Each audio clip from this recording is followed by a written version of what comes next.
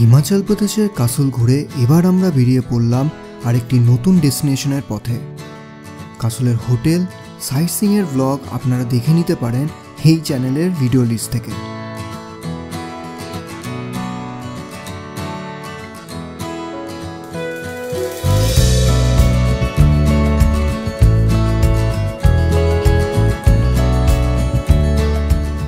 Castle থেকে breakfast করে আমরা বেরিয়ে পড়লাম মানালির উদ্দেশ্যে। রোদ ঝলমলে একটা ওয়েদারের সঙ্গে বরফে ঢাকা পাহাড়, এর থেকে ভালো রোড ট্রিপ আর কি হতে পারে।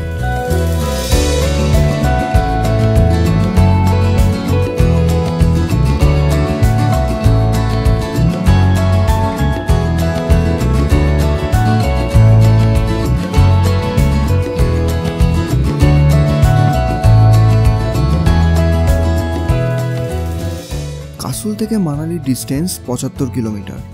সকাল সকাল বেরোলে আপনারা 2-3 ঘন্টায় পৌঁছে যাবেন হিমাচল প্রদেশের জনপ্রিয় শহর মানালিতে।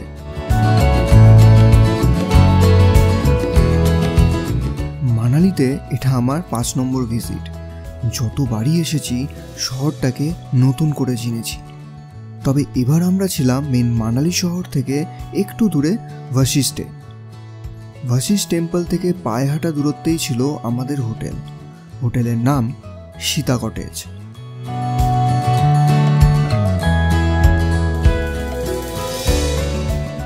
আমরা জাস্ট মানালি পৌঁছালাম আর মানালির হোটেলে জাস্ট ঢুকলাম, চেক ইন করলাম। তো চলো তোমাদের মানালির হোটেলটা একবার দেখিয়ে দিই। হোটেলের নাম হচ্ছে সীতা কটেজ। তো আমরা আছি 201 রুমে। চলো তোমাদের এবার রুমটা দেখাই। এই হচ্ছে রুম, বেড, টিভি আছে, টেবিল দিয়ে দিয়েছে, সোফা আছে, ডাইনিং টেবিল আছে, আর এই হচ্ছে সামনে থেকে ভিউ। এই ব্যালকনি থেকে কিন্তু মানে যেদিকেই তাকাবে স্নো পিকস। ওইখানেও একটা স্নো পিকস দেখা যাচ্ছে, এখানে তো পুরো স্নো পিক রেঞ্জটা দেখা যাচ্ছে, আর দেখো এদিকেও কিন্তু স্নো পিকস। তো আমরা অ্যাকচুয়ালি আছি এই ভাশিষ্ঠ রোড। এখান থেকে হেঁটে গেলেই মানে ওয়াকিং ডিস্টেন্সেই ভাশিষ্ঠ টেম্পল, ওখানে আমরা হেঁটে যাব। তো এখন বাজে হচ্ছে 3:55। আমরা একটু ফ্রেশ হয়ে হেঁটে হেঁটে যাব ভাশিষ্ঠ টেম্পলের দিকে। খুব সুন্দর ভিউ ব্যালকনি থেকে। আর এদের একটা কমন এরিয়াও আছে বাইরে, সেখানেও বসা যায়, আর উপরেও আছে, সেখানেও নিয়ে যাব, সেখানেও দেখাবো তোমাদের কী কী আছে। তো তোমাদের যেটা বলেছিলাম, এদের উপরে একটা কমন স্পেস আছে, চলো তোমাদের সেটা দেখাই। খুব সুন্দর, ওখানে একটা দোলনাও আছে, বেশ ফটোজেনিক একটা জায়গা। ওখানে গিয়ে তোমরা ফটোও তুলতে পারো। চলো দেখাই তোমাদের।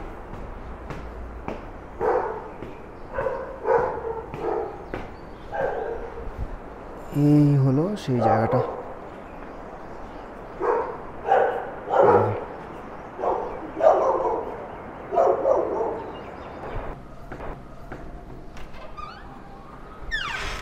আর এখানে আরেকটা স্পেস ওদের,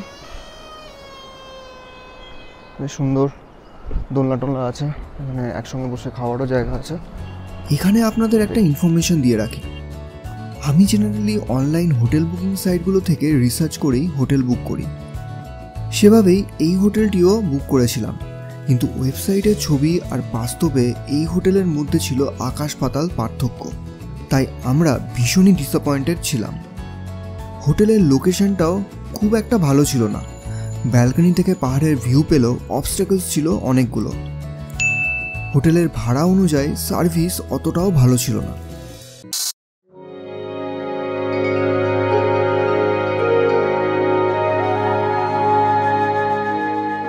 হোটেলে ফ্রেশ হয়ে কিছু লাঞ্চ করেই বেরিয়ে পড়লাম ভাশিষ্ঠ টেম্পল দেখে নিতে। ভেবেছিলাম হোটেল থেকে একদম কাছে, কিন্তু হাঁটতে শুরু করার পর বুঝলাম বেশ অনেকটাই রাস্তা, এবং সেটা বেশ খাড়াই। তবুও ধীরে ধীরে আমরা এগিয়ে চললাম সেই দিকে। মানালি মেইন সিটি থেকে মাত্র 3 কিলোমিটার দূরে বিয়াস নদীর ধারে এই ছোট্ট গ্রাম ভাশিষ্ঠ। তো আমি চলে এসেছি ভাশিষ্ঠ টেম্পলের একদম কাছে। এখানে দেখো পেছনে টেম্পল। প্রায় আমাদের হোটেল থেকে সীতা কটেজ থেকে 900 মিটার ওপরে অনেকটা হেঁটে আসতে হয়। তো এই হচ্ছে মন্দির, আর একটু ওপরে গেলে হচ্ছে রাম মন্দির।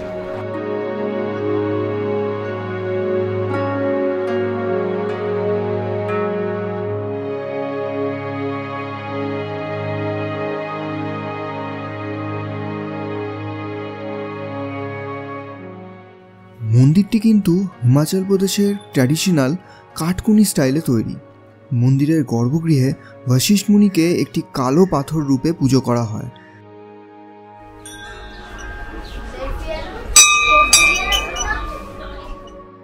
মন্দিরের কাছেই আছে উষ্ণ প্রস্রবণ, যার জল বলা হয় চর্মরোগ বা ইনফেকশন সারাতে কার্যকরী।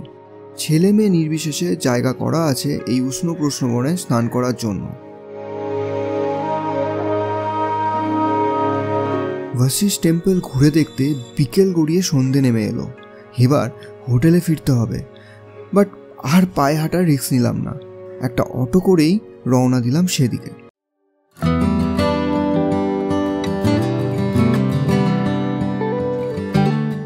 কাল আমরা বেরোবো কুলু মানালির কিছু সাইট সিইং পয়েন্ট ঘুরে দেখতে, কিন্তু সেই সব কিছু থাকছে পরের ভিডিওতে।